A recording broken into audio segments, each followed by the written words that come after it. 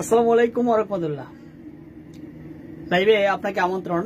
আজকের লাইভের ইস্যু হলো যারা টপিক খুঁজে পান না বা যারা হতাশায় ভুগছেন যে আপনার কি নিয়ে ভিডিও বানাবেন,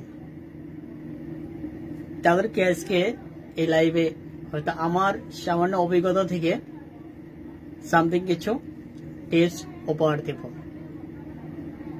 আমরা অনেকেই আসছি আপনার যখন লাইভে অথবা ক্যামেরার সামনে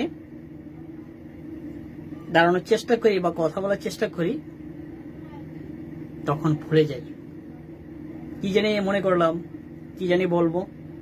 এ ধরনের বিষয়গুলো নতুন যা বা উনি কাজ করছে কিন্তু ক্যামেরার সামনে ভালোভাবে কথা বলতে পারে না, সেই বিষয়টি কিভাবে করবেন আজকে এই লাইভের মাধ্যমে হয়তো অল্প সময়ের ভিতরে চেষ্টা করব।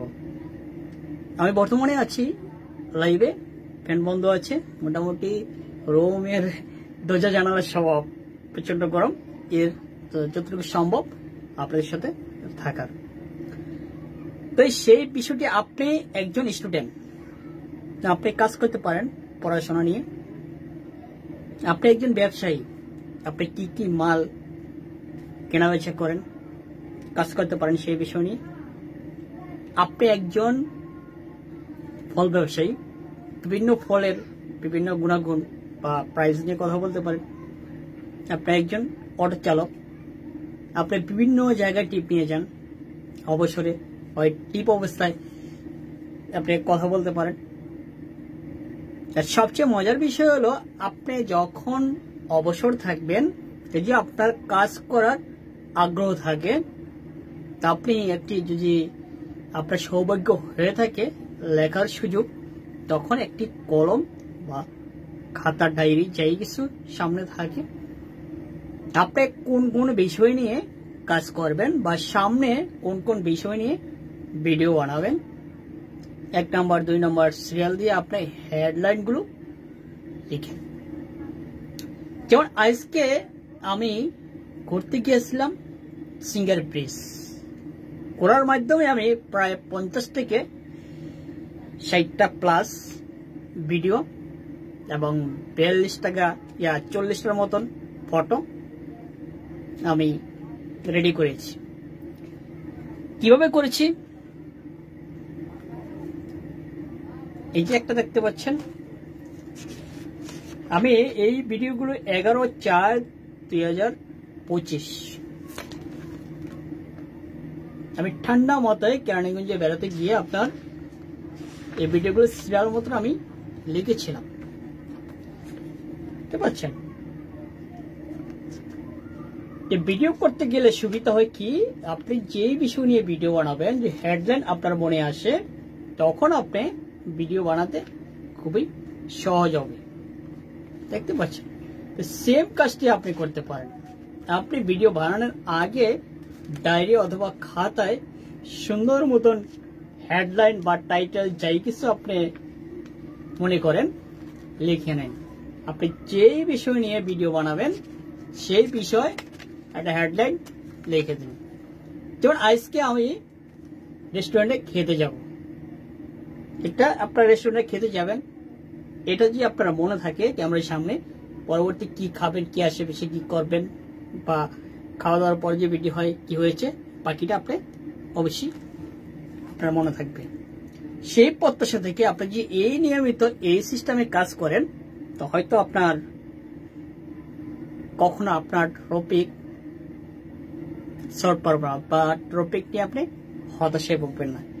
একটা কথা মনে রাখবেন, ইচ্ছা থাকলে উপায় হয়। আপনি যদি কাজ করার আগ্রহ থাকে, টপিক আপনার চতুর্দিকে ছড়িয়ে ছিটিয়ে আছে, শুধু আপনার কালেক্ট করার সিদ্ধান্ত, ঠিক আছে। হতাশ হওয়ার কোনো কারণ নেই, ঠান্ডা মাথায় চিন্তা ভাবনা করেন, এলোমেলো কথা না বলে, নেগেটিভ কথা না বলে আপনার পজিটিভ বিষয় নিয়ে কথা বলেন। আপনার টপিক নাই, টপিক এটা পোস্ট বা পেজে লাইভে এসে বলার কোনো প্রয়োজন নাই। আপনি চিন্তা ভাবনা করেন টপিক কোথায় আছে, আপনি চেষ্টা করলে আপনার আশেপাশে আছে। আমি মনে করি প্রচন্ড গরম, তাই একটু সরি, আমি আপনাদেরকে বলবো আপনার এই সিস্টেমে কাজ করুন, প্রতিনিয়ত অভ্যাস করুন ক্যামেরার সামনে কথা বলা। কারণ আপনি যে কন্টেন্ট ক্রিয়েটর বা আপনি নিজের 100% কন্টেন্ট নিয়ে কাজ করেন, আপনাকে নিয়মিত আপনি সরাসরি ভিডিও বানাতে হবে এবং লাইভে আসতে হবে, কথা বলতে হবে। তাই নিজের পরিবর্তন নিজেই করতে হবে। আপনার ইচ্ছা শক্তি না থাকলে বা আপনার আগ্রহ না থাকলে আপনার পরিবর্তন অন্য কেউ কখনো করে দেবে না। কারণ আপনার কাজের গতি অন্য কেউ বাড়াতে পারবে না। যে আপনার নিজের গতি বাড়লে কাজের গতি বাড়বে। আর আপনার ভিডিও দর্শক ভালো মনে করলে ফেসবুক সেটা আপনার ফর ইউ বা ভাইরাল করার চেষ্টা করবে। এটাই বাস্তবতা, এটাই সত্যি।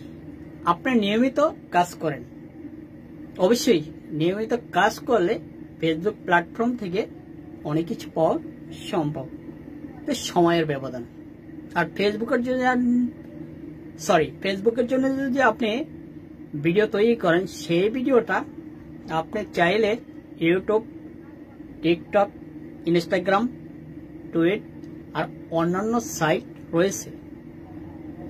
তো যে আমার ভুল না হয়, সে আপনি প্রত্যেকটা সাইডে আস্তে আস্তে জেনে শুনে গাইডলাইন মেনে কাজ করতে পারেন।